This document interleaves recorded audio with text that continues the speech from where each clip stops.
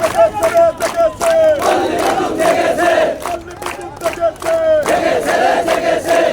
সোনার বাংলায় বৈষম্যের ঠাঁই নাই, আমার সোনার বাংলায় নিয়মিত চাকরি চাই, চুক্তি থেকে মুক্তি চাই, ডাইরেক্ট অ্যাকশন, ভেঙে দাও ঘুরিয়ে দাও আইনের কালো হাত, নিয়মিত চাকরি চাই, চুক্তি থেকে মুক্তি চাই।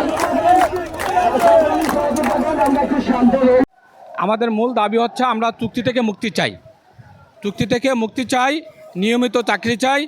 আমাদের কর্মঘণ্টা 8 ঘন্টা থাকার সত্ত্বেও আমরা 8 ঘন্টা ডিউটি করতে পারছি না। আমাদেরকে দিনরাত আমাদেরকে কাটাচ্ছে এই নিয়মের বাইরে। 24 ঘন্টা আমরা ডিউটি করি।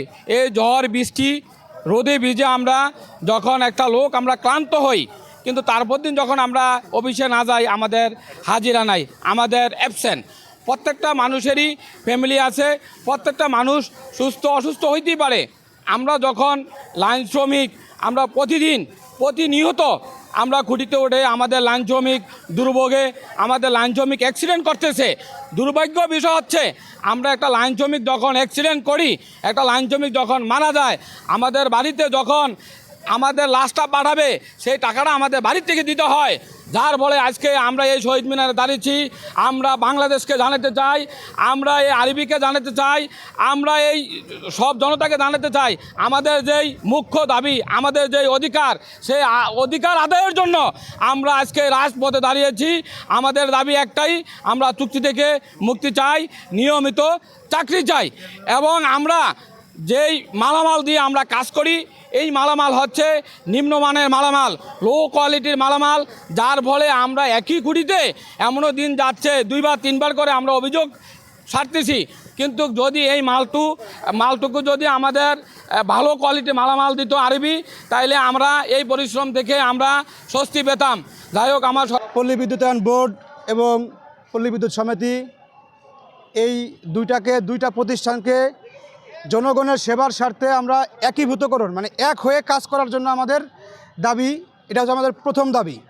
এবং আমাদের যে সেকেন্ড দাবিটা ছিল, আমাদের প্রায় আমি আমার কথাটাই না বলে আমাদের পিছনে আছে আমাদের পিসিএম মিটাররা প্রায় 36 বছর পর্যন্ত আছে চুক্তিতে, এদের নিয়মিত। এবং আমরা এখানে দেখতে পাচ্ছেন কিছু লোকজন যারা এখানে লাল শার্ট পরিহিত আমাদের যে লোকজনগুলো আছে, এরা সকলেই হচ্ছে লাইন শ্রমিক। আসলে লাইন শ্রমিক বলতে আমরা সকলেই যখন সারা বিশ্বে যখন করোনার মতো একটা মহামারী চলে, আমার ঘরে যখন ভাত নাই, আমার যখন সারা বিশ্বে যখন লকডাউন চলে, ঠিক ওই মুহূর্তে আমার পরিবারের কথা ভেবে আমি একজন ইন্টারমিডিয়েট শেষ করেছি, রানিং স্টুডেন্ট থাকা অবস্থায় পরিবারের হাল ধরার জন্য এই কাজ নাই মজুরি নাই নামক একটি এই লাইন শ্রমিক পদে যোগদান করি। আসলে আমাদের খুব ইচ্ছা ছিল যে আমাদের পরবর্তীতে নিয়মিত করবে, কিন্তু অত্যন্ত দুঃখের বিষয় আমাদেরকে রেখে এই পল্লী বিদ্যুতায়ন বোর্ড একটি পুনরায় আবারও লাইনম্যান নিয়োগ করে, সেখানে নিয়মিত লাইনম্যান নিয়োগ করে। কিন্তু নিয়মিত যে লাইনম্যান আছে তারাও যে সার্টিফিকেটধারী, আমরাও ঠিক একই সার্টিফিকেটধারী। তারা যে ট্রেনিং করে এখানে এসেছেন, আমরা সেম একই ট্রেনিং করে এখানে আসি, অথচ এরা হচ্ছে নিয়মিত, এদের সকল সুযোগ সুবিধা আছে, আমাদের কোনো সুযোগ সুবিধা নাই। আপনারা জানলে অত্যন্ত অবগত হবেন যে আমার বাড়ি থেকে আমি প্রায় 2000 কিলোমিটার দূরে আছি, অথচ আমার কোনো ছুটি নাই। আমি ছুটিতে বাড়ি গেলে আমার হাজিরা কাটা হয়। আর যেই লোকটা ছুটিতে গেলে, যে লোকটা নিয়মিত, তার যে সার্টিফিকেট, আমারও ঠিক একই সার্টিফিকেট থাকা অবস্থায় সে যে কাজ করে আমি ঠিক একই কাজ করি, অথচ আমার সঙ্গে তারা এতটা বৈষম্য তৈরি করে রেখেছেন।